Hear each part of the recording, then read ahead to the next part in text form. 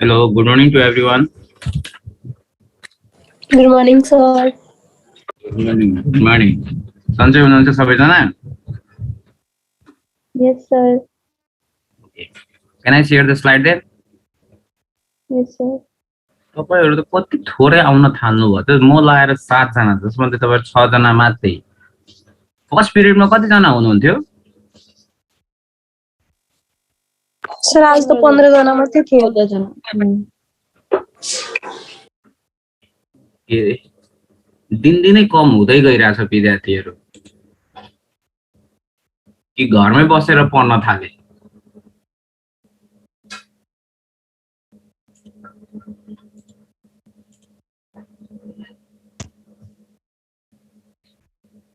Slide आयो हजुरहरुको अगाडि hello Yes, sir.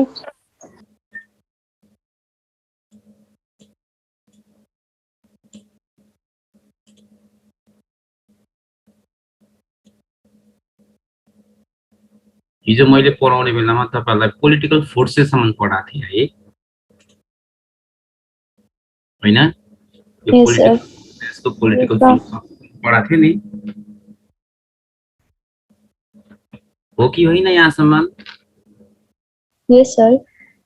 Okay thank you आज त्यस्तै किसिमले अर्को फोर्सेस भनेको लिगल फोर्सेस हो है लिगल फोर्सेस भन्ने बित्तिकै कानुनसँग रिलेटेड हुन्छ है यसमा लहरुको कुराहरु आउने काम गर्छ so legal forces or legal यसलाई कम्पोनेन्ट्स पनि भन्दा के फरक पर्दैन ल so law passed by a government for business forces okay is another critical element that must be observed to identify the opportunity. It means that when any person wants to conduct any types of business okay at that time in order to conduct the business smoothly if the business wants to run okay legally at that time there are so many different provisions or the law made by the government of our country or the government of other country okay so regarding that what happens by the help of that also okay the businessman can identify the opportunity because if the law is favorable according to the business that will be the opportunity just like in the law if the government will say that if you want to import anything from the third country at that time you have to pay only 1% tax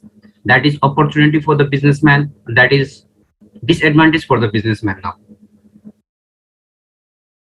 के हुन्छ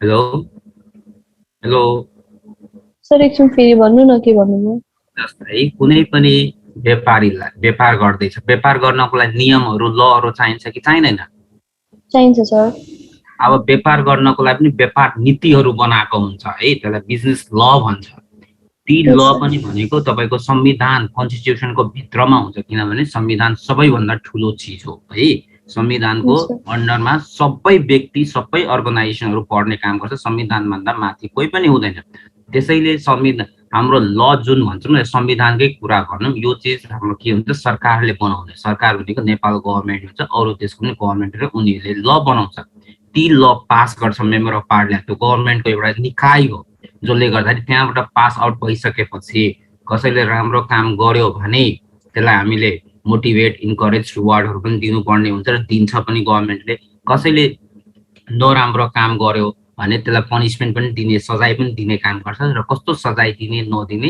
ती सबै चीजहरु उल्लेख भएको हुन्छ तपाईको संविधानमा हुन्छ र ती संविधान भित्र डिफरेन्ट लहरु हुन्छ है हरेक क्याटेगोरीको हरेक फिल्डको लागि भने त्यही ल भित्र पनि तपाईको के हुन्छ ललाई समय अनुसार मोडिफिकेसन गर्दै पनि जान सकिन्छ जसले गर्दा तपाईको बिजनेसमा अपर्चुनिटीहरु पनि पाउनुहुन्छ जस्तै कुनै सरकार आए जस्तै कांग्रेसको सरकार छ कांग्रेसको सरकारले के नियम लायो भने कुनै पनि व्यापारीले तेस्रो मुलुकबाट सामान ल्याउँदाखेरि उले कर तिर्नुपर्ने हुन्छ त्यो कर ह्युज एमाउन्टमा जस्तै बाइकहरु किन्नु पर्यो बाइकमा 1% मात्रै यदि ट्याक्स चार्ज गर्दियो भने गभर्नमेन्टले त्यो बिजनेसम्यानको लागि अपर्चुनिटी हो कि थ्रेट्स हो अपर्चुनिटी छ यस अपर्चुनिटी हो किनभने सस्तोमा उले किन्न पाउँछ थर्ड कन्ट्रीबाट सस्तोमा ट्याक्स पे गर्छ र ग्राहकले किन्ने बेलामा जस्तै बाइकहरु किन्ने बेला 3 लाख 2 लाख 4 लाख जति त्यति पर्दैन 2 लाखको चिज पनि धेरै भन्दा धेरै 1 लाख समथिङसम्म 1 लाखसम्म आइपुग्छ, त्यस्तो हुन्छ। त्यतिखेर ट्याक्स नै हाम्रो देशमा के हुन्छ, ट्याक्स प्रोभिजन्स भनेको 100 रुपियाँको सामान छ भने 110% कि 120% लिन्छ। ओके, त्यसैले हाम्रो देशमा के हुन्छ भने अटोमोबाइल्सहरू धेरै नै महँगो भएको हो अरू देशको तुलनामा। सो कुनै पनि ल गभर्मेन्टले पास गर्यो, त्यो बिजनेसमा पनि त्यसले गर्छ असरहरू पनि गर्न सक्छ र फाइदा पनि दिन सक्छ है। त्यो चिजहरू आइडेन्टिफाई गर्नुपर्ने हुन्छ।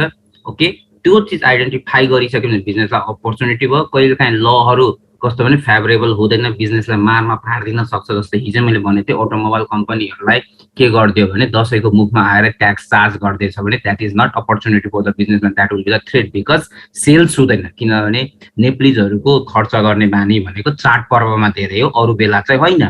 त्यसैले दसैँदेखि लिएर छठसम्म चाडपर्वहरू हुन्छ। ओके, त्यतिखेर धेरै नै खर्च हुन्छ, त्यतिखेर फाइदा हुन्छ बिजनेसम्यानहरूलाई पनि। तर त्यतिखेर के गर्यो, ट्याक्स धेरै चार्ज गरिदियो, त्यो कारणले गर्दा उनीहरूलाई अलिकति सेल्स जुन एक्सपेक्टेसन उनीहरूले गरेको छ त्यति हुन सक्दैन। त्यसैले लिगल फोर्सेस भनेको कानुनी दायरा हो। कानुनी दायराको अन्डरमा बसेर तपाईँको के हुन्छ, डिफ्रेन्ट कम्पोनेन्टहरू हुन्छ बिजनेसलाई रेगुलेट गर्नुपर्ने है, अरू फिल्डहरूलाई। त्यो भित्र पनि लिगल कम्पोनेन्टमा यदि तपाईँको पढ्ने तत्त्वहरू भनेको what are the components of legal or what are the forces of legal component भन्यो भने तपाईँले constitution, business law, court of law र लिगल एडमिनिस्ट्रेटरहरू लेखेर उल्लेख गर्नुपर्ने हुन्छ। यही चिजलाई चाहिँ हामी लिगल फोर्सेस भन्ने हो। सो लिगल फोर्सेस सिम्पली भनेको तपाईँको कानुन सम्बन्धित रिलेटेड चिजहरू, कसले के गर्यो गरेन, ओके, त्यसले फाइदा दिन्छ दिँदैन, थ्रेट दिन्छ दिँदैन बिजनेसलाई, ती चिजहरू आइडेन्टिफाई गर्न गभर्मेन्टले डिफ्रेन्ट किसिमको लहरू बनाएको हुन्छ। ओके, त्यसलाई हामी लिगल फोर्सेस अन्तर्गत राख्ने गर्छौँ। त्यस्तै लिगल फोर्सेसमा ओके कम्पोनेन्टहरू मध्ये फर्स्ट भनेको संविधान हो। ओके, कन्स्टिट्युसन भनेको कुनै पनि देशको फन्डामेन्टल ल हो, बेसिक ल हो। यसको भित्र हरेक व्यक्तिहरू पढ्ने काम पर्छ, हरेक अर्गनाइजेसनहरू यसकै भित्र पर्छ र यही संविधानले कुनै पनि क्षेत्रको, ओके, जस्तै अर्गनाइजेसन हो भने कस्तो किसिमको अर्गनाइजेसन हो, ओके, गुड्स म्यानुफ्याक्चरिङ हो, सर्भिस ओरिएन्टेड अर्गनाइजेसन हो, एजुकेसनल इन्स्टिट्युसन हो, के हो, छुट्टा छुट्टै लहरू बनाएको हुन्छ।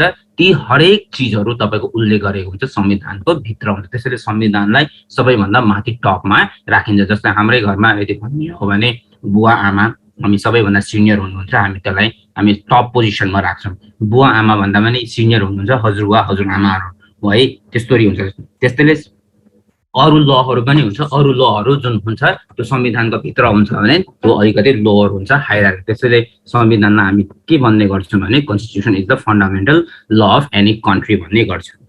केही छ यसमा? सबले बुझ्नुभयो? यो पहिला पनि मलाई लाग्छ पढिसक्नु भएको होला कि मैले पनि पढाइसकेँ होला जस्तो लागिरहेको छ कहीँ न कहीँ यी चिजहरू। अर्को चिज हुन्छ बिजनेस ल। बिजनेस ल तपाईँले मलाई जहाँसम्म लाग्छ यो सेकेन्ड कि थर्ड इयरमा पढ्नु भएको होला, एउटा के भन्छ सब्जेक्ट नि बिजनेस ल। यस सर। ओके न? यस सर। बिजनेस हो, विजय गिरी सरले पढाउनु भएको थियो होला हैन? यस सर। यस। सो बिजनेस ल भनेको के हो भने कुनै पनि व्यापार गर्दाखेरि व्यापार डिफ्रेन्ट किसिमको हुन्छ। जस्तै नेचर अफ बिजनेस भनेको स्मल, मिडियम एन्ड लार्ज हुन्छ भने त्यो व्यापारमा जस्तै तपाईँले रेजिस्ट्रेसन गर्नु पर्यो, रिन्यू गर्नु पर्यो। I think you have study in the business studies also, र मैले एन्टरप्रेन्योरसिपमा पनि पहिलाको च्याप्टरमा पढाइसकेको थिएँ है। त्यसमा पनि रेजिस्ट्रेसन गर्दाखेरि, रिन्यू गर्दाखेरि जति इन्भेस्टमेन्ट गर्नुभएको छ त्यो अनुसार नै तपाईँ कर तिर्नुहुन्छ नि सर, कि हरेक व्यापारको एउटै किसिमको कर लिन्छ? नो सर, फरक किसिमले लिन्छ। त्यसैले यसलाई के भन्छ, कलेक्सन। ओके, बिजनेस ल is the collection of business ल भन्छ है। व्यापार गर्नको लागि पनि धेरै किसिमको कानुनहरू बनाएको छ, लहरू बनाएको छ, त्यसको कलेक्सनलाई, त्यसको एरेलाई बिजनेस ल भन्छ। जसले गर्दाखेरि के हुन्छ भने कुनै पनि व्यापार गर्दाखेरि जुन एसाइनमेन्ट, टास्क, एक्टिभिटिजहरू गरिन्छ that is called business activities हुन्छ। ती बिजनेस एक्टिभिटिजलाई रेगुलेट गर्न मद्दत गर्ने काम बिजनेस लले मद्दत गर्छ। केही छ यसमा? कोही साथीहरू वेटिङमा छ?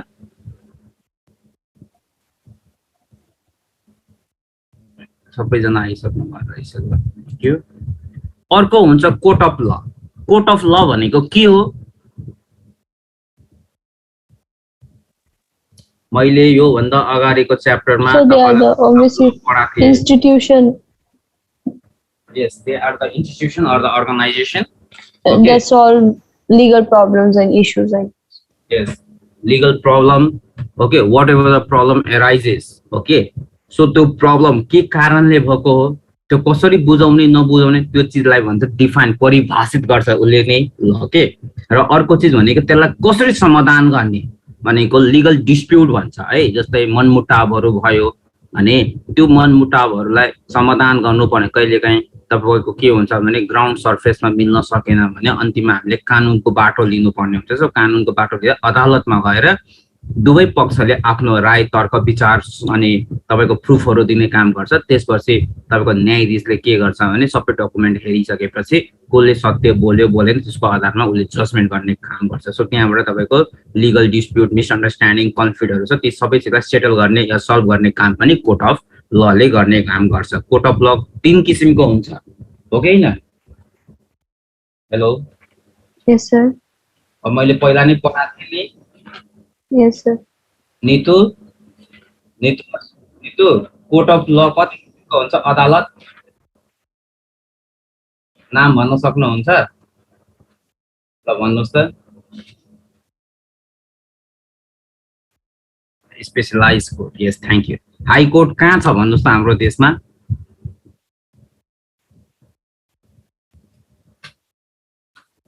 विराटनगरमा छैन हाई कोर्ट? प्रत्येक जिल्ला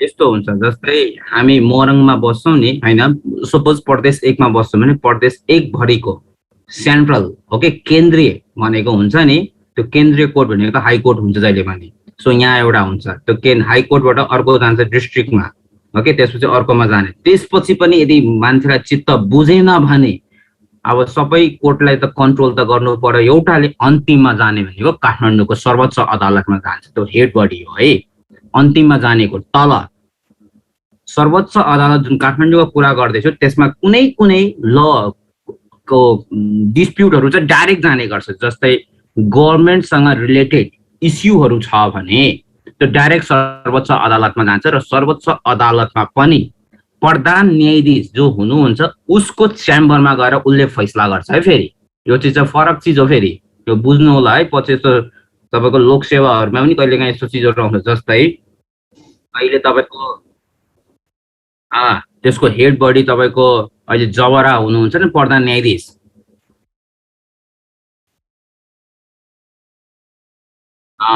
हो, उहाँले फैसला गर्छ है। उहाँको अन्डरमा हुन्छ अरू जजहरू पनि बसेको हुन्छ अनि फैसला हुन्छ। जस्तै तपाईको अहिले यदि हेर्ने हो भने विद्युत प्राधिकरणको कुलमान घिसिङ हुनुहुन्छ नि अध्यक्ष। Yes, sir. त्यो भन्दा अगाडि हितेन्द्र देव साक्य हुनुहुन्थ्यो। हितेन्द्र देव साक्यलाई हटाएर कुलमान घिसिङलाई ल्याउनु भयो, सरकारले ल्याए हैन। किन ल्याए, कसरी ल्याए, कानुनलाई चेन्ज गर्नुपर्छ त्यसको लागि, त्यो नगरिकन ल्याइदियो। त्यसैले हितेन्द्र देव साक्यले केस गरिदिएको छ अहिले, ओके, केस चलिरहेछ, टाइम लाग्छ अनि होला। यदि कोर्ट अफ लले डाइरेक्ट होइन विद्युत प्राधिकरणको अध्यक्षमा हितेन्द्र देव साक्यलाई नै नियुक्ति गर्नुपर्छ भने नै कुलमान घिसिङ ज्यूलाई त्यहाँबाट हट्नै पर्छ, अब केही गर्न सक्दैन। ओके, सो यस्तो डिस्प्युटहरू हुन्छ। सो यो डिस्प्युटलाई कसले सेटल गर्ने भने अदालतले सेटल गर्छ। That is called court of law भन्छ। यो सरकारसँग रिलेटेड चिज हो, त्यसैले त्यो एकैचोटि फैसला हुन्छ। सर्वोच्च अदालत काठमाडौँबाट गर्छ है, बबर महलमा छ यसको अफिस। देखे बबर महलदेखि यस्तो टर्न गर्नुहुन्छ नि राइट सिंहदरबारतिर, ठ्याक्कै त्यहाँदेखि अफिसै छ। यो सर्वोच्च अदालत त्यही छ है, देखेछ नि त? रातो के भन्नुभयो? हो, ठिक छ। योहरू थाहा पाइरहनु पर्छ है, कहिलेकाहीँ आफ्नो केसहरू पनि पुग्न सक्छ त्यहाँ। र अर्को हुन्छ ल एडमिनिस्ट्रेटर। के हो ल एडमिनिस्ट्रेटर भनेको?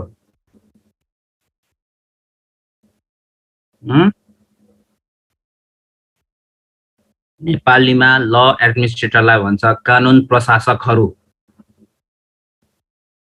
जस्तै ल त बनाए, कन्स्टिट्युसन त बनाए, तर कन्स्टिट्युसन पालन गराउने पनि डिफ्रेन्ट निकायहरू हुन्छ कि हुँदैन? हुन्छ। हो, त्यो डिफ्रेन्ट निकायहरूले के गर्छ भने ललाई ओके इन्फोर्समेन्ट गराउँछ, इम्प्लिमेन्टेसन गराउँछ, ओके, कोर्ट अफ लले जुन फैसलाहरू गरिसकेको हुन्छ त्यसलाई इम्प्लिमेन्टेसन गराउने काम गर्छ, इन्फोर्मेन्स गराउने काम गर्छ। त्यो भनेको कानुनी प्रशासकहरू हुन्छ, त्यसमा काम गर्ने बडीहरू हुन्छ, व्यक्तिहरू, र ती व्यक्तिहरू जुन अर्गनाइजेसनमा काम गर्छ त्यो एउटा अर्गनाइजेसन, इन्स्टिट्युसन र एजेन्सिजहरू हुन्छ। तिनीहरूले के गर्छ भने कोर्ट अफ लले जुन फैसलाहरू गरिसकेछ त्यसलाई इम्प्लिमेन्टेसन गराउने, इन्फोर्समेन्ट गराउने काम गर्छ भने कार्यान्वयनमा ल्याउने काम गर्छ, या निर्णय जुन कोर्टले गरेको हुन्छ त्यसलाई लागू गराउने कामहरू गर्छ। द्याट इज कल्ड ल एडमिनिस्ट्रेटर्स भन्ने भन्छ। केही छ यसमा? हजुर, ब्याङ्कहरूलाई ठगी गर्यो भने मुद्दा लाग्छ है। जस्तै कहिलेकाहीँ के हुन्छ भने ब्याङ्कमा अस्ति भर्खर सुर्खेतको कुरा केही समय अगाडि तपाईँले न्युज हेर्नुहुन्छ भने ग्लोबल आइएमई ब्याङ्क नेपालको सबैभन्दा ठुलो ब्याङ्क हो है। अहिलेको परिप्रेक्ष्यमा सबैभन्दा ठुलो ए क्याटेगोरीको ब्याङ्कहरू मध्ये सबैभन्दा ठुलो पेड अफ क्यापिटलहरू भएको ब्याङ्कमा ग्लोबल आइएमई आउँछ मर्ज गरेर, तर त्यसलाई ओभरटेक खाँदैछ है। Don't worry for that. Himalaya bank र इन्भेस्टमेन्ट ब्याङ्क हो कि कुन ब्याङ्क मर्ज हुँदैछ होइन, प्रायः जस्तो भइसकेको छ प्रक्रिया, तर उनीहरूको अहिले चाहिँ नाम के राख्ने नभए अलिकति अझै बाँकी छ। त्यो भयो भने अर्को ब्याङ्क ठुलो हुन्छ। सो ग्लोबल ब्याङ्क अस्ति के भयो, सुर्खेततिरको लगभग मलाई लाग्छ 1 महिना या 1.5 महिनाको कुरा हो, एउटा मान्छेको खाताबाट 20,000 कि 20 लाख होला यस्तै 20,000 या 20 लाख समथिङको कुरा है। सपोज माने 20,000 रुपिस मात्रै, 20,000 रुपिस अटोमेटिकली गायब भइदियो। अब यो बदमासी कसको? यस्तो पनि हुन्छ ब्याङ्कबाट? यस हुन्छ, no don't worry for that. धेरै चिज यस्तो बच्छ। जस्तै पहिला के हुन्थ्यो भने जस्तै चेक हुन्छ नि, चेकमा तपाईँलाई एकचोटि जब चाहिँ तपाईँले केयरमेट गर्नुभयो, तपाईँले गल्ती भयो डेटहरू लेख्दाखेरि फेरि त्यही चेकमा डेट जहाँ लेख्ने ठाउँ हुन्छ त्यो त छैन, तल लेखेर तपाईँले सच्याउन पाउनुहुन्छ। त्यहाँ तपाईँको सिग्नेचर गर्न लाउँछ। ओके, तपाईँकै स्वयं सिग्नेचर गर्न लाउँछ, अरूको पाउँदैन। तर पहिला के हुन्छ भने टिपेक्स लाएर पनि त्यसलाई, तर टिपेक्स लाउन दिँदैन अहिले, सिधै चेक रद्द भयो है। यो भयो अर्को चिज है एउटा। अनि जो मान्छेको 20,000 रुपियाँ हरायो खाताबाट, न त त्यो मान्छेले चेक इस्यु गरेछ न त एटिएम कार्डबाट निकाल्यो, पैसा कहाँ गयो त? अब यो ब्याङ्कको गल्ती हो कि होइन? अब obviously sir, यस हो। अब यस्तो चिज हुँदाखेरि उसले ब्याङ्कलाई इन्फर्मेसन दियो, ब्याङ्कले होइन तपाईँले नै निकाल्नु भएको। कहिलेकाहीँ ब्याङ्कले के गर्छ, पहिला पनि यस्तो धेरै घटनाहरू घटेछ, एटिएम तपाईँसँगै छ, तपाईँसँग के भयो भने तपाईँको एकाउन्टबाट पैसा निक्लिसक्यो। कसरी निक्लियो त? अब अचम्मको कुरा यहाँ लाग्छ। एटिएम आफूसँग छ, पासपोर्ट आफूसँग छ, पैसा चाहिँ कसरी निक्लियो? अब यहाँ दिमाग लाउनु ल तपाईँ। How it is possible? तपाईँहरू फाइनेन्सको स्टुडेन्ट हो, अलिकति दिमाग लाउनु त। एउटा लजिक दिउँ, हिन्ट दिउँ। हजुर सर। म एउटा अर्कै किसिमको एक्जाम्पल दिन्छु, अलिकति दिमाग लाउनु। जस्तै हरेक व्यक्तिको घरमा अहिले इन्टरनेट छ होइन, कसैको क्लासिक टेकको होला, कसैको सुबेसीको होला, कसैको वर्ल्डिङको होला, आफ्नो युजर नेमहरू होला। तपाईँसँग नै युजर नेम छ, तर तपाईँले जुन अर्गनाइजेसनको युज गर्नुभएको छ इन्टरनेट, त्यसको पासवर्ड त्यहाँ काम गर्ने कर्मचारीलाई थाहा छ कि छैन?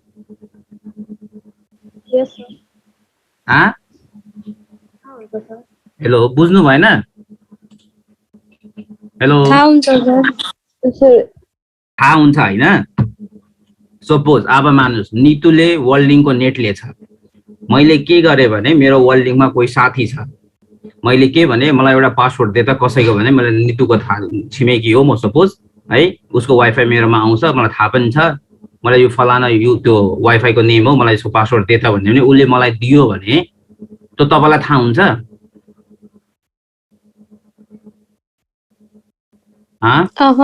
नो सर, हुँदैन। बी स्योर यस्तो हुन्छ है, डोन्ट वरी फर द्याट। यो प्र्याक्टिकल रियल एक्जाम्पल दिएको हो। अब यस्तै हुन्छ ब्याङ्कमा। ब्याङ्कमा हेर्नु कसरी हुन्छ, एटिएम तपाईँलाई दियो, ब्याङ्कमा एउटा छुट्टै डिपार्टमेन्ट हुन्छ एटिएमको।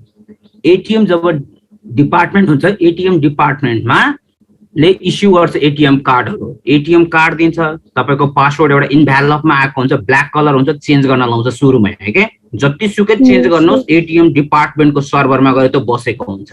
र एटिएम डिपार्टमेन्टको मान्छेले के गर्छ, एटिएम कार्डहरू बनाउँछ। त्यो मान्छेले यदि अलिक चलाकी गर्यो, उसले के गर्यो, तपाईको नामबाट उसले छुट्टै कार्ड बनायो र उसले विथड्र गरिदियो, पैसा निक्लिन्छ कि निस्किँदैन? अब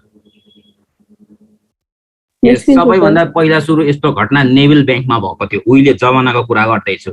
पछि धेरै वर्षपछि थाहा पायो, त्यसपछि निकाल्दियो जागिरबाटै।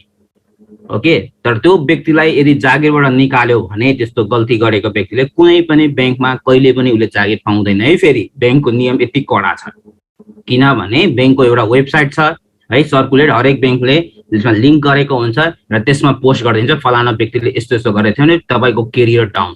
त्यसैले ब्याङ्कमा जागिर गर्दाखेरि एकदम स्ट्रिक्ट हुनुपर्छ। स्ट्रिक्ट भनेको अरू जबमा पनि हुनुपर्छ। ब्याङ्कमा अलिकति एउटा मिस्टेक भयो भने तपाईँको केरियरै बर्बाद हुन्छ र केरियर बर्बाद भयो भने कुनै पनि अरू फिल्डमा पनि तपाईँलाई प्रिफर गर्दैन है। त्यो कारणले जति सजिलो तपाईँहरू भन्न सोच्नुहुन्छ ब्याङ्कको जागिर यस्तो छ उस्तो त्यो, त्यति नै तपाईँको टफ हुन्छ। जति हाई लेभलको जब होल्ड गर्नुहुन्छ पोजिसन त्यति टफ हुन्छ जहिले पनि म्यानेजमेन्ट गर्नको लागि। ओके, त्यो चिटिङहरू हुन्छ। अहिले त धेरै स्ट्रिक्ट भइसकेको छ है ब्याङ्कहरू पनि। त्यो कारणले यस्तो चिजहरू गर्न सकिँदा मेबी कसले के गर्यो त्यसको, तर पछि चाहिँ फेरि न्युजमा आयो बा ब्याङ्ककै मिस्टेक थियो त्यो सुर्खेतको काण्ड होइन। अनि पछि ब्याङ्कले के गर्यो, नोबेल ब्याङ्कको त एउटा के अरे इम्प्लोइले नै गरेको थियो, त्यो त मलाई पनि थाहा छ। यस्तै मैले त भनिरहेको छु त, नेभिल फर्स्ट घटना नेपालमा एटिएम को काण्ड भनेको नेभिल ब्याङ्कको एटिएम डिपार्टमेन्टमा काम गर्ने व्यक्ति त्यो काठमाडौँबाट हुन्छ। यो ब्रान्चहरू जुन हुन्छ नि खोलेको त्यहाँबाट गर्न सक्दैन है। फेरि ब्याङ्कमा फेरि तपाईँको अर्को चिटिङ गर्न सक्छ। आइटी को डिपार्टमेन्टको मान्छेले, कम्प्युटरमा बसेको मान्छे हुन्छ नि, आइटी छुट्टै हुन्छ डिपार्टमेन्ट, इन्जिनियरहरू हुन्छ है त्यहाँ। तिनीहरूले यदि कसैको पनि एकाउन्टलाई उसले जिरो पनि पारिदिन सक्छ, कसैको एकाउन्टलाई धनी एकदम पैसा पनि हालिदिन सक्छ, त्यस्तो पनि गर्न सक्छ। तर स्पेसली के हुन्छ, सबैलाई केरियर पैसा कमाउनु छ, नाम कमाउनु छ, त्यस्तो हतपत चिटिङ कसैको नियतै खराब छ भने त अब केही पनि गर्न सकिँदैन है। त्यस्तो चिजहरू हुन्छ। तर तपाईँहरू पनि पछि ब्याङ्कमा जागिर गर्नुहुन्छ, please don't do such type of activities है, किनभने लाइफ बर्बाद हुन्छ यसले। सो यी चिजहरू तपाईँको यस्तो चिटिङ गर्न सकिन्छ। त्यसैले कानुनी प्रावधानहरू छ। झन् ब्याङ्कमा त चिटिङ गऱ्यो भने छुट्टै ल लाग्छ। आर्मीमा यदि यस्तै किसिमको चिटिङ गऱ्यो भने आर्मी त सिधै छुट्टै कोर्ट हुन्छ। आर्मीको त कोर्ट मार्सल गर्छ। कोर्ट मार्सल गर्नु भनेको सबैभन्दा ठुलो बेइज्जत हुन्छ। प्रायः जस्तो आर्मी सुसाइड हान्छ त्यतिखेर। You can, I think you have seen in the movie, थाहा छ नि, हेर्नुभएको छ मुभीहरूमा कोर्ट मार्सल। कोही कसैको आवाज आउँदैन, के भयो, भोक लाग्यो तपाईँहरूलाई? हेलो, यस सर, भन्नुहोस् नि त।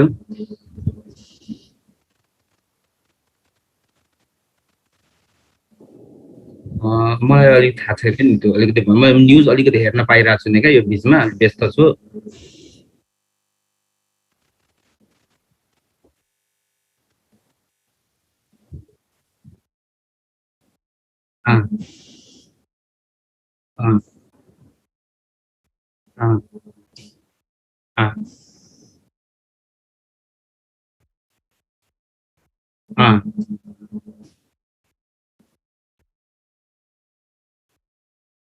विद्यार्थीहरूले जुन मुद्दा पहिला हालेको थियो नि त्यही मुद्दालाई सुनवाई गर्ने अहिले पनि त्यही उसले पहिलाको मुद्दामा नि विद्यार्थीहरूले के भने जसले लोकसेवा दियो उनीहरूले रिजल्ट निकाल्नु भनिरहेछ। आरबिबीले निकालेन हो, अहिले पनि त्यही नियम, अहिले पनि त्यही छ, अहिले पनि त्यही हो। अर्को इस्यु भएको छैन क्या, खालि रिजल्ट निकालिदिनुहोस्, रिजल्ट निकाल्नुहोस्, इन्टरभ्यूहरू लिनुहोस्, प्लेसमेन्ट गर्नुहोस् भन्न खोजेको हो। यसमा आरबिबीको मात्रै गल्ती हुँदैन है, किनभने लोकसेवाले एक्जाम लिने हो होइन। लोकसेवाको पनि डिफ्रेन्ट प्रोभिजन्सहरू होला, त्यो मिट गरिरहेको छैन कि के हो त्यो पनि हो। र यसमा सक्दो चाँडोभन्दा चाँडो चाहिँ तपाईँको के गर्छ भने गर्छ यो चिज चाहिँ। आरबीले अहिले मुद्दा लागिरहेको छ, त्यो मुद्दा लाग्नु भनेको आरबी नेपाल सरकारको मुद्दा लागेको हो के। अहिले काङ्ग्रेस सरकारमा छ नि, उसलाई मुद्दा लाग्यो। सो उसले चाँडैभन्दा चाँडो केही न केही यसको फैसलाहरू गर्छ। त्यो कारणले गर्दाखेरि यसलाई अलिकति हो ढिलो भएको हो, ढिलो भएकोले मान्छेलाई तनाव, स्ट्रेस, प्रेसरहरू दिन्छ, त्यो ठिक हो। तर यो गर्न चाहिँ गर्छ, तर यसमा तपाईँको मोनोपोलीहरू चाहिँ गर्दैन। मोनोपोली कतिखेर हुन्छ, इन्टरभ्यू लिने बेलामा। सङ्गीतालाई थाहा होला यो चिज, सङ्गीता? यस सर। हुन्छ कि हुँदैन? सर त्यो इन्टरभ्यूसम्मको हुँदैन नि त, हाम्रो त एक्जामसम्म मात्रै हुन्छ नि त। होइन, मैले तपाईँलाई एउटा एक्जाम्पलमा, तपाईँलाई किन लोकसेवा सम्बन्धी प्राय चिज थाहा हुन्छ, एक्जाममा बस्नुहुन्छ होइन, एक्जाम Yes, रिटेनमा पास हुनै पर्छ आफ्नै मेरिटले, त्यसपछि सोर्स कहाँ लाग्छ त? इन्टरभ्यू लाग्दैन सर, रिटर्नमा त केही पनि हुँदैन। 45 मिनटको त एक्जाम हुन्छ, त्यसमा के हैन हुन्छ हैन अरे, केही पनि हैन हुँदैन। सङ्गीता, तपाईँले बुझ्नु भने रिटेनमा लाग्दैन, इन्टरभ्यूमा। त्यही त, इन्टरभ्यूमा चाहिँ लाग्न सक्छ सर, तर रिटर्नमा त हुँदैन। रिटेनमा त लाग्छ। हो त्यही हो, यो जहाँ पनि हुन्छ है। हाम्रो देशमा एउटा मात्र आइडेन्टिटी जोगाएको भनेको लोकसेवा हो। लोकसेवा प्योर हुन्थ्यो, कहीँ सोर्स लाग्थेन, अहिले सब बिकिसक्यो। छोडिदिउँ, यो आफ्नो ठाउँको कुराहरू हो है।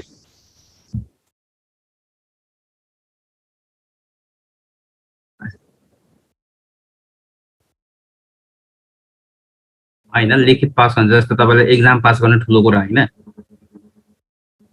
हरेक मान्छे एक्जाम हरेक व्यक्तिले पास गर्न सक्छ।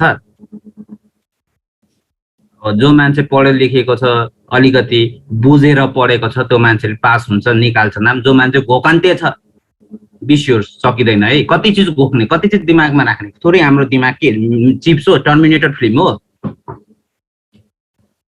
अब चिप्स राख्यो भने त स्टोर गर्न सकिन्थ्यो हार्ड डिस्कमा, अब त चिप्स त छैन, त्यो कारणले मिल्दैन। त्यसैले बुझेर घोक्नु, लोकसेवाको चिजहरू पनि प्रायः जस्तो बुझ्नुपर्छ। कुनै अनि घोक्ने तरिकाहरू पनि सिकाउँछ। घोक्ने यसरी कि बिर्सिँदैन क्या, टिप्सहरू दिन्छ त्यहाँ पनि। लोकसेवा आयोगले जब तयार गराउँदा टिप्स दिन्छ त्यहाँ। ओके, जे होस् आफ्नो ठाउँमा छ तिनीहरू। यो लिगल फोर्सेस बुझ्नुभयो? Hello, yes sir. Yes sir. अर्को स्लाइड आयो। ओके, अर्को हुन्छ social cultural forces. Socio cultural forces भनेको सोसाइटी, कम्बिनेसन अफ सोसाइटी र सोसाइटीमा भएको जुन रीतिरिवाज संस्कारहरू छ, okay, that is called social cultural forces भन्छ। सो सोशल कल्चरल फोर्सेस भनेको के हो? सोशल कल्चरल फोर्सेस भनेको एउटा यस्तो किसिमको तत्त्व, कम्पोनेन्ट, एलिमेन्ट जुनमा के हुन्छ, तपाईँको बिलिफ हुन्छ, कस्टम हुन्छ, प्र्याक्टिस हुन्छ, बिहेभियरहरू हुन्छ हो। तर यो कहाँ हुन्छ? कुनै पनि एउटा निश्चित सोसाइटी हुन्छ। सोसाइटी ओभरअल भन्दा पपुलेसन हो। ओके, पपुलेसन भनेको जनसङ्ख्या, हामीहरू, ओके, पब्लिकहरू। त्यो पब्लिकहरूमा हरेक व्यक्तिको आफ्नो रीतिरिवाज संस्कारहरू छ, विश्वासहरू छ, बिहेभियरहरू आफ्नै किसिमको छ भने त्यस्तो तत्त्वहरूलाई हामी चाहिँ सोसियो कल्चरल फोर्सेस भन्छौँ। जस्तै पहाडी समुजमा आफ्नै किसिमको रीतिरिवाज संस्कार, मधेसीमा आफ्नै छ। ओके, यो दुईटा भयो। त्यसमा पनि अब पहाडीमा पनि डिफ्रेन्ट कास्टहरू छ, मधेसीमा पनि डिफ्रेन्ट कास्टहरू छ है। सो ओभरअल के हुन्छ भने हरेक जातिहरूको यदि हेर्ने हो भने आफ्नै किसिमको धर्म, संस्कृति, रीतिरिवाज, कुनै पनि व्यक्तिको बिहेभियरहरू फरक किसिमको छ कि छैन, त्यो भनेको पपुलेसन हो ओभरअल। ओके, सो त्यस्तो चिजलाई हामी सोसियल कल्चरल फोर्सेस अन्तर्गत राख्ने गर्छौँ। र सोसियल कल्चरल फोर्सेसमा पनि के हुन्छ भने बिजनेस गर्दाखेरि बिजनेस कुनै न कुनै सोसाइटीमा गरिरहन्छ, कुनै एउटा क्षेत्र ठाउँमा। त्यो ठाउँमा पनि के हुन्छ भने तपाईँको त्यहाँको रिसोर्सेसहरू बिजनेसम्यानहरूले युज गरिरहेछ भने अब बिजनेसको पनि त दायित्व हो नि त, त्यहाँ बसोबास गर्ने जुन व्यक्तिहरू छ, जुन समाज छ, सोसाइटी छ, त्यसलाई डेभलप गर्नु पर्यो कि परेन? पर्यो सर। हो, सो तिनीहरूले के गर्छ, फाइदा त कमाउँछ र आफ्नो सर्टेन जुन फाइदा हुन्छ, फाइदाबाट सर्टेन एमाउन्ट अफ रुपिस त्यहाँको सोसाइटीको डेभलपमेन्टको लागि, त्यहाँको पब्लिक डेभलपमेन्टलाई उनीहरूले डिफ्रेन्ट किसिमको एक्टिभिटिजहरू गरेको हुन्छ। त्यो तिनीहरूको एटिट्युड, बिलिफ, रिलिजन सबैसँग रिलेटेड हुन्छ। त्यस्तै सोसियल कल्चरल फोर्सेसमा पनि के हुन्छ भने तपाईँले यो सोसियल कल्चरल फोर्सेसले ओके डाइरेक्टली ओके बिजनेसमा एफेक्ट गरिरहन्छ। ओके, बिजनेसको अपरेसनहरूलाई डाइरेक्टली अर इन्डाइरेक्टली गरिरहन्छ। र सोसियो कल्चरल फोर्सेसमा पनि डिफ्रेन्ट कम्पोनेन्ट्स अर एलिमेन्टहरू हुन्छ। ती चिज भनेको फर्स्ट भनेको तपाईँको एटिट्युड हो। एटिट्युड भनेको के हो? के हो एटिट्युड? यसको त एटिट्युड यस्तो छ भन्छ नि, के भन्ने त्यो भनेको? Positive or negative or neutral? Attitude भनेको प्राय जसो व्यक्तिले एटिट्युडलाई नेगेटिभ वेमा मात्र दिन्छ है। It is not like that. Most of the पिपलले यसको एटिट्युड त यस्तो छ, नराम्रो छ भन्यो भने त्यो नेगेटिभमा गयो। तर एटिट्युड जहिले पनि नेगेटिभ हुँदैन, यति बुझ्नु होला है। सो एटिट्युड भनेको सिम्पल बृन्दाजीले भनेको जस्तै attitude is the combination of positive and the negative things है। A concept, positive or negative concept, idea, opinion, suggestion regarding product, services, persons, organisation, institution, agency र यस बाहेक अरू पनि कुनै एलिमेन्टहरूको बारेमा, तत्त्वहरूको बारेमा तपाईँको पोजिटिभ, नेगेटिभ अर न्युट्रल सोच विचारहरू छ भने कुनै पनि प्रडक्ट, कुनै पनि सर्भिस, कुनै पनि पर्सन, कुनै पनि अर्गनाइजेसन, कुनै पनि एलिमेन्ट कम्पोनेन्टहरू भने त्यो चिजलाई हामी एटिट्युड भन्ने भन्छौँ। केही छ यसमा? No sir. एटिट्युडलाई नेपालीमा रवैया भन्छ है फेरि, हो कि हैन? यस सर। थाहा छ कि छैन यो? नेपाली वर्डहरू पनि बुझिराख्नु है फेरि, पछि गाह्रो होला नि। इङ्ग्लिस पढ्ने हामी खालि इङ्ग्लिस बोर्डिङ स्कुल पढेर आयौँ, मैले पनि इङ्ग्लिस पढेछु। भरे लोकसेवा दिने बेलामा कुनै एक्जाम दिने बेला नेपालीमा क्वेसन सोध्दा ला के भन्यो भने बुझ्दैन नि, त्यति टफ हुन्छ नेपाली पनि। सर त्यहाँ त इङ्ग्लिसमा पनि त लेखेको हुन्छ नि, मात्रै नेपालीमा क्वेसन हुन्छ हैन? कहिलेकाहीँ हामी इङ्ग्लिस नबुझ्यौँ भने नेपालीमा पनि हुन्छ नि, त्यहाँ कहिलेकाहीँ हामी बुझ्दैनौँ त्यो चिजहरू। त्यसैले हामीले नेपाली वर्डसँग पनि फ्यामिलियर हुनुपर्छ भन्न खोजेको। अब वेस्टर्न कन्ट्रिजमा हुनुभएको त नेपाली सोध्दैन, इङ्ग्लिस टु इङ्ग्लिस केही पनि मतलबै हुन्थेन। नेपाली शुद्ध नेपाली ठेट नेपाली यदि बोल्यो भने नि कति बुझिँदैन है, त्यहाँ धेरै गाह्रो छ नेपाली पनि। साहित्य भाषै बोल्न थाल्यो भने बिर्सिन्छ मान्छेले। जस्तै नोभेलहरू पढ्दाखेरि मजा आउँछ है, धेरै चिज सिकिन्छ त्यहाँबाट, वर्डहरू पनि बुझिन्छ। अर्को हुन्छ बिलिफ। बिलिफ भनेको के हो? विश्वास। यस, बिलिफ भनेको विश्वास हो। अब विश्वास भनेको थट हो, सिम्पल है। अब केमा विश्वास गर्ने? हामी धर्म कर्ममा विश्वास गर्ने कि नगर्ने? गर्ने सर। यस, हाम्रो रीतिरिवाज संस्कार जे चलिआएको छ पहिलादेखि हामी विश्वास गर्छौँ नि। जस्तै हरेक धर्म, जस्तै हिन्दू धर्म, मुस्लिम धर्म, क्रिस्चियन धर्म, राई लिम्बूहरूको आफ्नो धर्महरू छ। हरेकले जस्तै हामी हिन्दू धर्मले भगवान भनेर पुज्ने काम गर्छौँ, मन्दिरमा जान्छौँ। मुस्लिमहरूले पुज्ने हो भने अल्लाहलाई पुज्ने काम गर्छ, उनीहरूले नमाज पढ्छ। यो विश्वास हो कि होइन? यस सर। यस। सो हामीले के हुन्छ भने बिलिभ भनेको एउटा थट हो, एउटा विश्वास हो कुनै पनि चिजको बारेमा है। कुनै पनि चिजको बारेमा तपाईँले जे थट, डिस्क्रिप्टिभ थटहरू भन्दा सिम्पल थट भन्न सकिन्छ, द्याट इज कल्ड बिलिफ। र ती चिजहरू तपाईँको बेस केमा हुन्छ? तपाईँको रिलिजनमा बेस हुन सक्छ त्यो चिजलाई, तपाईँको एक्सपिरियन्सको आधारमा पनि हुन सक्छ, तपाईँको नलेज गेन गर्नुपर्छ त्यो चिज, या अरूबाट केही चिज सिकेर आउनुभएको छ भने त्यसलाई पनि हामी के गर्ने? बिलिफ अन्तर्गत राख्ने गर्छौँ। त्यो चिजलाई हामी विश्वास भन्छौँ है। अर्को भनेको रिलिजन भनेको तपाईँको कल्चरसँग रिलेटेड हुन्छ। ओके, रिलिजन भनेको धर्म हो। ओके, तपाईँ अब आफ्नो विश्वास, जस्तै हिन्दू धर्म हो, हिन्दू धर्मको व्यक्तिहरूले हिन्दू धर्म सम्बन्धित जुन कल्चर, रिचुअल्सहरू छ, भ्यालुहरू छ, त्यही नै सेयरिङ गर्नुहुन्छ अरू व्यक्तिसँग। तपाईँ त्यही नै भन्नुहुन्छ। हिन्दू धर्म, मुस्लिम धर्म छ, मुस्लिम धर्मको व्यक्तिले मुस्लिम धर्मको बारेमा सेयरिङ गर्छ अरूहरूलाई। सो यो के हो त? यो एउटा बिलिफ हो, एउटा भ्यालु पनि हो, एउटा रिचुअल्स पनि हो। ओके, ती चिजहरूलाई हामी चाहिँ रिलिजन अन्तर्गत राख्ने गर्छौँ। अर्को चिज भनेको ल्याङ्ग्वेज। ल्याङ्ग्वेज एउटा भनेको माध्यम हो, तर माध्यम के को लागि? कम्युनिकेसन गर्नको लागि। ओके, एक अर्कासँग आफ्नो मनमा लागेको कुराहरू सेयरिङ गर्नु छ। कसरी सेयरिङ गर्ने त भने हामीले ल्याङ्ग्वेजको माध्यम युज गर्छौँ। सो यसलाई चाहिँ मिडियम अफ कम्युनिकेसन भनिन्छ। यो पनि एउटा के हो भने यसले कल्चरलाई पनि के गर्छ भने झल्काउने काम गर्छ। जस्तै हामी हाम्रो देशमा हामी एकअर्कासँग बोल्छौँ भने प्रायः जस्तो नेपाली बोल्छौँ, मैथिली बोल्छौँ, ओके, भोजपुरी बोल्छौँ, अनि हिन्दी पनि बोल्छौँ। एउटा माध्यम हो जसको कारणले गर्दाखेरि हाम्रो मनमा लागेका कुराहरू अरू व्यक्तिहरूले सजिलै के गराउन सक्छौँ? बुझाउन सक्छौँ। ओके, अथवा कहिलेकाहीँ के हुन्छ भने हाम्रो ल्याङ्ग्वेज बुझेन भने हामी इसाराले पनि सिकाउँछौँ है। थाहा छ नि इसारा? Symbolic communication. Yes sir. Okay, so ट्राफिकले यस्तो हात देखाउँछ, रोक भन्छ नि। जस्तै जेब्रा क्रसिङ नजिक तपाईँको त्यो हुन्छ नि ट्राफिक लाइटहरू, रातो बल्यो भने जानुपर्छ होइन? रातो बत्ती बल्यो भने के हामी गाडी कुदाउने कि गाडी रोक्ने? रोक्ने। यस, गाडी रोक्नु पर्छ। हरियो बल्यो भने जाने। पहेँलो बल्यो भने वेट गर्ने। पहेँलो बल्यो भने it means it is giving you the warning, alert हुनुहोस्। अब ग्रिन बत्ती बल्दैछ, तपाईँ रेडी भएर बस्नुहोस्, ग्रिन बत्ती बल्छ अनि जानुहोस् भन्न खोजेको है। यो चिजहरू आफूले बुझ्नु भने त्यस्तै त्यसलाई हामी के भन्छौँ भने सिम्बोलिक कम्युनिकेसन अन्तर्गत राखेर पनि हामीले आफ्नो मनमा लागेको कुरा एकअर्कालाई सेयरिङ गर्न सजिलै किसिमले सक्छौँ। अर्को चिज हुन्छ एजुकेसन। एजुकेसन भनेको शिक्षा हो। एजुकेसनले के गर्छ?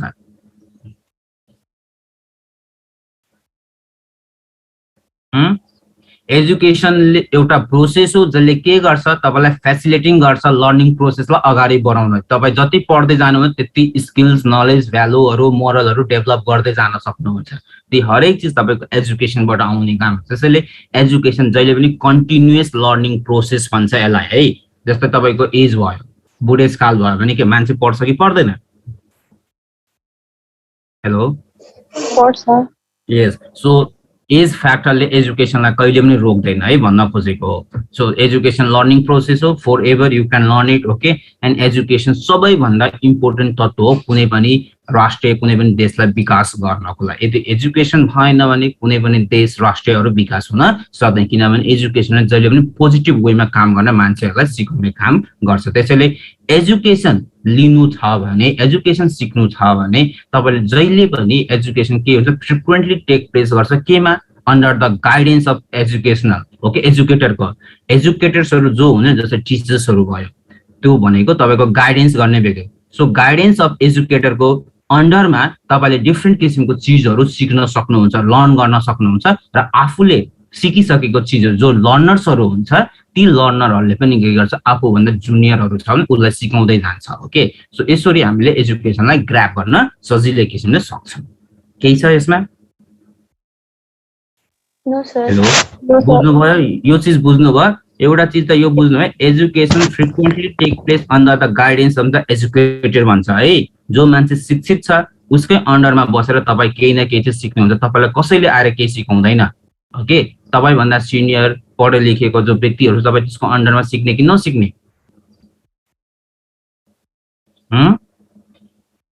हेलो के भन्नुभयो सर? जस्तै तपाईँलाई एजुकेसन तपाईँलाई शिक्षा प्राप्त गर्नु छ भने तपाईँ स्कुल कलेजहरूमा आउनुहुन्छ भने तपाईँभन्दा सिनियर टिचर्सहरू हुनुहुन्छ भने टिचर्सको अन्डरमा बसेर नै तपाईँले शिक्षा प्राप्त गर्दै हुनुहुन्छ? Yes sir. कि तपाईँले आफै गर्दै हुनुहुन्छ? No sir. हो त त्यही कारणले education frequently take place under the guidance of the educator भन्छ। बुझ्नुभयो अब? यस। अर्को भनेको तपाईँको family structure and social organization. Family structure भनेको के हो?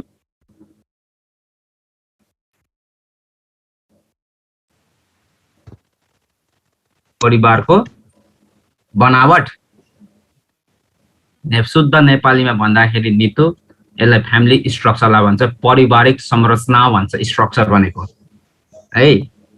बुझ्नुभयो? अब तपाईँले भन्नुभएको ठिक हो, तर अर्को भनेको सोसियल अर्गनाइजेसन। सोसियल अर्गनाइजेसन भनेको सामाजिक सङ्गठनहरू है। सो सामाजिक सङ्गठनहरू पारिवारिक संरचना र सामाजिक सङ्गठनहरूले पनि के गर्छ भने they are one of the common factors okay. Common firm हो ओके इन्ट्रेस्ट ग्रुप्सहरू र कम्युनिटिजहरूलाई। सोसाइटीमा हाम्रो सोसाइटीमा डिफ्रेन्ट परिवारहरू बसेका हुन्छन्, डिफ्रेन्ट अर्गनाइजेसनहरू हुन्छ, तिनीहरूको आफ्नै बिलिभ भ्यालु कस्टम रिचुअल्सहरू छ। कुनै फ्यामिलीलाई केही अवस्था अप्ठ्यारो भने अरू कास्टको मान्छेहरू आएर सहयोग गर्ने काम गर्छ। जस्तै कोभिडकै बेलामा हेर्नु धेरै फ्यामिलीहरूले खाना साना पाएन भने अरू कास्टको मान्छेले सहयोग गरेको गरेन?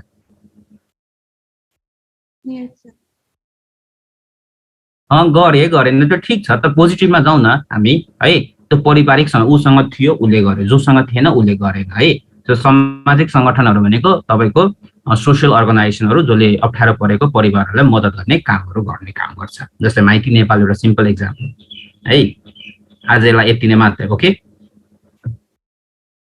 टाइम पनि सकिन थाल्यो होइन? बुझ्नुभयो हजुरहरूले? केही छ कसैलाई?